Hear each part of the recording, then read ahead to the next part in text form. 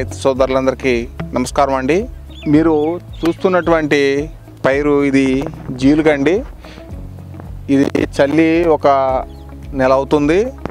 మనం paddy plantation చేయడానికి నెల ముందు మనం జీలుగ చల్లుకోవాలి. ఖచ్చితంగా ప్రతి ఒక్క రైతు పచ్చి రొట్టె అనేది పెంచుకోవాలి. ఈ పచ్చి రొట్టెని ఎందుకు పెంచుకోవాలి అని మనకి అనుకున్నప్పుడు చాలామంది రైతులకు ఒక అపోహ ఉంది. ఏం అపోహ అంటే, మనం జీలుగ చల్లినా కూడా మనకి అందులో ఉన్న బలం తీసుకునే కదా జీలుగ పెరుగుతుంది, మళ్ళీ అందులో తొక్కితే మళ్ళీ మామూలుగా బలం అవుతుంది, అందులో బలమే కదా అది తీసుకుంటుంది, ఇంకా ప్రత్యేకించి బలం బయట నుంచి ఎక్కడి నుంచి వస్తుంది అనేది.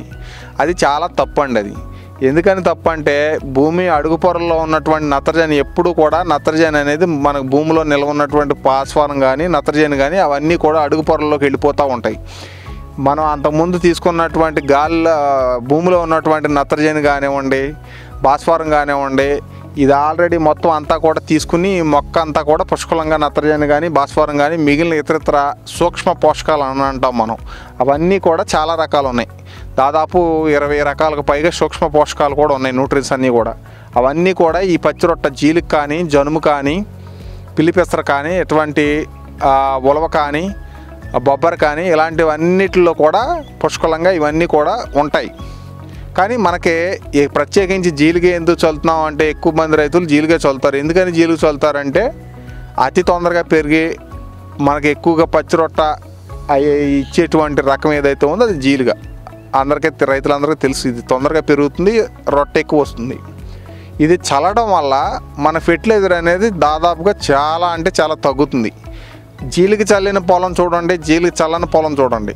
జీలుగ చల్లి దమ్ములో కలయబెట్టి నాటేసినటువంటి పొలం మనకు చాలా పచ్చగా, దమ్ము కూడా బురబురలాడుతూ ఉండి, దమ్ము కూడా లూజ్గా ఉండి, ఏరు కూడా రూట్ డెవలప్మెంట్ కూడా బాగా జరిగి, ఎక్కడో అడుగు పొరల్లో ఉండేటువంటి భాస్వరాన్ని, ఎక్కడో అడుగు పొరల్లో ఉండేటువంటి నత్రజనిని, వర్షాధారం వల్ల వచ్చేటువంటి నీటిలో ఉన్న నత్రజనిని ఇదంతా కూడా తీసుకుని దమ్ములో కలయబెట్టినప్పుడు అది ఎక్కడికి పోకుండా స్థిరంగా ఉంచుద్ది. పచ్చి రొట్టె చేసే మొదటి పని ఏంటంటే, మనం ఏదైతే మొక్క నాటుతున్నామో, ప్యాడీ కానీ ఇతర ఏ పంట అయినా కూడా మొక్క నాటుతున్నామో, ఆ నాటినటువంటి మొక్కకి, ఆ రూట్కి దానికి కావాల్సిన పోషకాలన్నీ కూడా దానికి దగ్గరలో చెరువులో ఉంచుతుంది.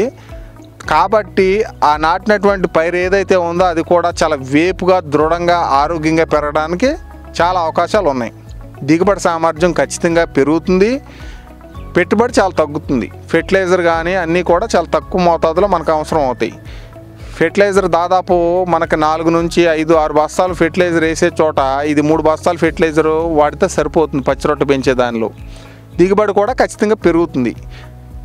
ఆటోమేటిక్గా మనకి ఫెర్టిలైజర్ తక్కువగా పైరు పెరగడం వల్ల, ఇది కావాల్సినవన్నీ సహజ సిద్ధంగా మొక్కకు దొరకడం వల్ల, మన ఫెర్టిలైజర్ తక్కువ వాడటం వల్ల పైరుకు కూడా చీడపీడలు కూడా చాలా తక్కువగా వస్తాయి. అక్కడ కూడా మన ఖర్చు మనం ప్లస్ అవుతాం మనం. ఎందుకంటే మనకి ఏమైనా కూడా ఫంగిసైడ్స్ కానీ ఇవన్నీ వచ్చేది ఏంటంటే, మొక్క బలహీనంగా ఉన్నప్పుడు మాత్రమే చీడపీడలైనా, ఫంగిసైడ్స్ అయినా ఏమైనా కూడా మనకి తెగుళ్ళు కానీ అన్నీ కూడా మొక్క బలహీనంగా ఉన్నప్పుడే వస్తాయి. మొక్క బలంగా ఆరోగ్యంగా ఉన్నప్పుడు దాదాపుగా అన్నిటినీ కూడా, అన్ని వాతావరణ అన్నిటినీ కూడా మనకు మొక్క తట్టుకుని నిలబడుతుంది. తట్టుకుని నిలబడాలంటే సహజ సిద్ధంగా దొరికేటువంటి పోషక విలువలు మనకు మొక్కకు అందినప్పుడు దృఢంగా ఉంటుంది. ఆరోగ్యంగా పైరు పెరిగినప్పుడు దిగుబడి బాగుంటుంది. అన్నీ మనకి బాగుండాలి అనుకున్నప్పుడు ఖచ్చితంగా మనం పచ్చి రొట్టె పెంచుకుంటే మనకి ఖర్చులు తగ్గి ఆదాయం పెరిగే అవకాశాలు చాలా మెండుగా ఉన్నాయి.